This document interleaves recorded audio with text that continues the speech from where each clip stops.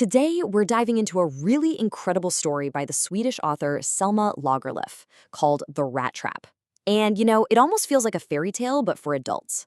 It's built around this one really simple but powerful idea that the goodness inside every person can be awakened. All it takes is a little understanding and love. So, right off the bat, the story hits you with this super cynical metaphor. And this isn't just some clever line, okay? This is the entire worldview of our main character. He genuinely believes that the world is just a giant trap set up for the sole purpose of tempting people into misery. And this dark idea, it comes from a man who knows a thing or two about traps. He's a poor, homeless peddler who literally makes and sells small rat traps to get by. His life has been nothing but hardship, begging and even stealing just to survive. So for him, seeing the whole world as one big trap is, well, that's a weird kind of comfort. If everyone's caught, then his own bad luck doesn't feel so personal. So first, let's really dig into the peddler's bleak philosophy and see how it sets the whole stage for our story. You gotta understand, this philosophy is deeply personal for him. The world has never, ever been kind to the peddler. So thinking badly about it, it actually gives him this kind of strange, dark joy.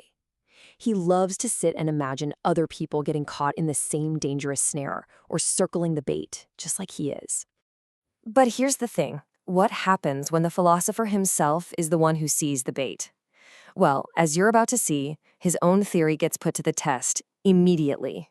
One night, instead of the sour faces he's used to, the peddler is welcomed in by this old, lonely man, a crofter, who's just thrilled to have someone to talk to.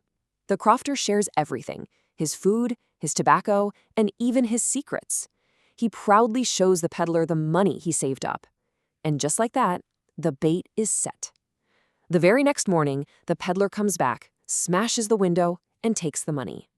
And this moment, it's brilliant. It perfectly illustrates the peddler's own point. 30 kronar. That's the cheese and pork that baits the trap for him. The guy who got a kick out of seeing others get caught has just willingly walked right into a trap of his own making. So the peddler thinks he's been pretty clever, but oh no, the consequences of taking that bait are immediate and terrifying.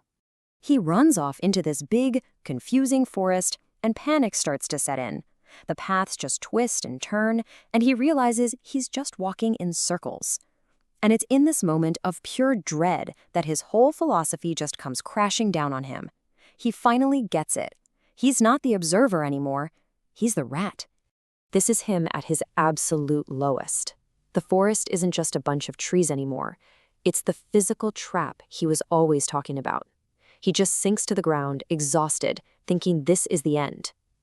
But then, he hears a sound.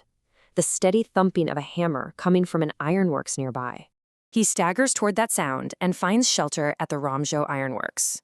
And this is where the story takes a really unexpected turn. So the owner of the mill, this big-shot ironmaster, walks in, and in the dim light of the furnace, he mistakes our filthy peddler for an old army buddy of his. He insists that the captain has to come home with him for Christmas. The peddler, of course, is terrified of being found out and says no way. The ironmaster can't get him to budge, so he sends his daughter, Edla. And right here we see this really crucial contrast. The ironmaster's kindness, it's all based on a mistake, on social status. But Edla is different.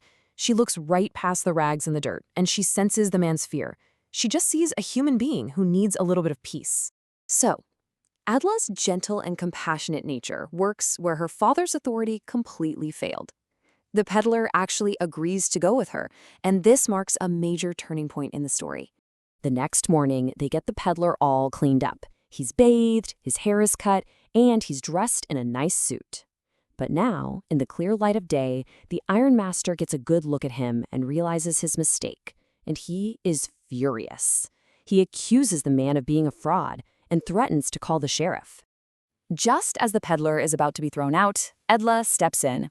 She tells her father that since they promised the man a bit of Christmas cheer, they shouldn't just chase him away now. She argues that this poor man is always on the run, and for just one day, he deserves to have a moment of peace. This single moment just beautifully brings all the story's themes together. You've got the power of compassion over judgment, the potential for anyone to be redeemed, this whole mix-up of illusion versus reality, and that deep loneliness that really connects all the characters. In the end, Edla's kindness is the key that unlocks the goodness that was trapped inside the peddler all along. So, the peddler stays. He sleeps peacefully for the first time in what seems like years. The next day, though, while they're at church, Edla and her father hear that a rat trap peddler robbed a local crofter. Fearing the absolute worst, they rush home. But when they get back, the peddler is gone, and he hasn't stolen a single thing. In fact, he's left a Christmas present for Edla. Inside this little package, Edla finds a small rat trap. And inside that rat trap, there's a letter. But there's one more thing. The stolen money. He returned the 30 kronor, and in his note, he asks Edla to give it back to the old crofter. This is it. This is the ultimate proof of his transformation. He has finally escaped the bait. And this is so crucial. The letter is signed not by a peddler, but by Captain von Stahl. By treating him with the dignity of a captain, Edla gave him the power to become that honorable person. And he chose to live up to her faith in him. In his letter, he calls the rat trap a present from a rat who would have been caught in this world's rat trap if he had not been raised to captain. Her compassion didn't just save him, it empowered him to save himself. And so, the rat trap leaves us with this really powerful question. It suggests that maybe the world isn't just a trap after all. Maybe it's also a place where a single act of kindness can break any lock and set a person free.